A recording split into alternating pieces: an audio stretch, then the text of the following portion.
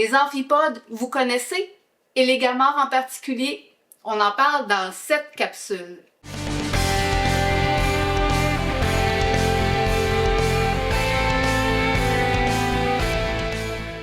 On entend beaucoup parler des crustacés en milieu marin, pourtant on en retrouve aussi en grand nombre en eau douce comme dans les lacs et dans les rivières.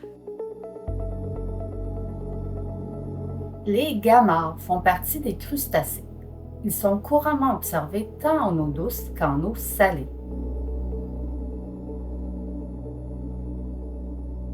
On les appelle gamars à cause de l'une des familles de cet ordre d'invertébrés, soit la famille Gamaridae. En eau douce au Québec, on retrouve aussi couramment deux autres familles qui possèdent des attributs similaires, soit la famille Hyalelidae et la famille Crangonyctidae. Les gamars ressemblent à de petites crevettes aplaties latéralement. Leurs nombreuses paires de pattes ont des formes et des usages variés. C'est d'ailleurs d'où ils tirent leur nom amphipode, signifiant pieds différents. Les pattes de devant servent à marcher, alors que celles de derrière servent à nager. Ils possèdent aussi deux paires de longues antennes, des mandibules pour se nourrir et des branchies pour respirer sous l'eau. Les branchies sont sur leur thorax. Ils bougent des pattes arrière pour faire circuler l'eau près de leurs branchies. Ici, on voit un mâle et une femelle. Les mâles gardent les femelles près d'eux jusqu'au moment de la reproduction. Les gamars sont des omnivores. Ils se délectent de matières végétales et animales mortes ou vives. J'ai fait l'expérience de leur gloutonnerie lors d'un périple au parc du Bic alors que j'examinais les mares délaissées par le retrait de la marée. Ce qui est drôle, c'est que je plonge ma main dans la mare pour filmer puis photographier j'allais dire les gamars. En eau douce, on les appelle les gamars, en tout cas les amphipodes. Puis je me fais pincer les doigts, ils viennent tout après mes mains. Je pense qu'ils ont faim. Ça fait étrange un petit peu, je me fais attaquer.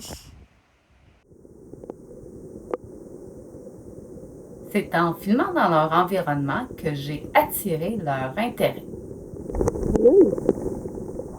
Je viens de me faire mordre à mon insu. Mais comme toute bonne scientifique, je me mets à faire des tests de reproductibilité. Ils sont vraiment très intéressés par mes doigts et je cours chercher mon conjoint pour lui montrer.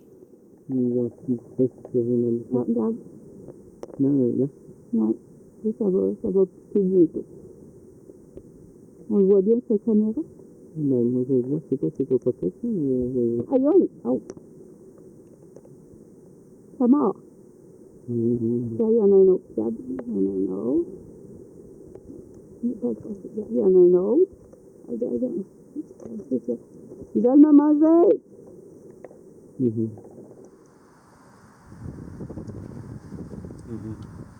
Ah, j'en ai plein! Aïe, aïe, aïe, aïe! Ils étaient sûrement affamés parce que la marée ne semblait plus se rendre à leur niveau depuis déjà quelques jours.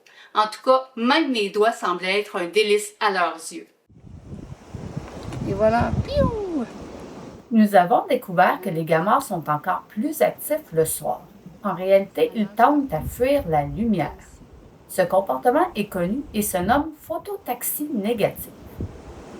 La lumière les fait réagir. Et ici, là.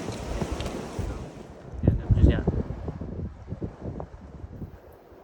Cela explique également pourquoi ils se sauvent quand on les expose à la lumière du jour, comme je le fais ici. Malgré leur humeur mordante, les gamars sont des organismes utiles.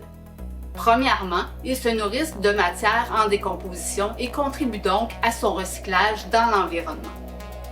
Deuxièmement, ils figurent au menu de nombreux organismes, dont des poissons, des grenouilles et même des oiseaux de rivage.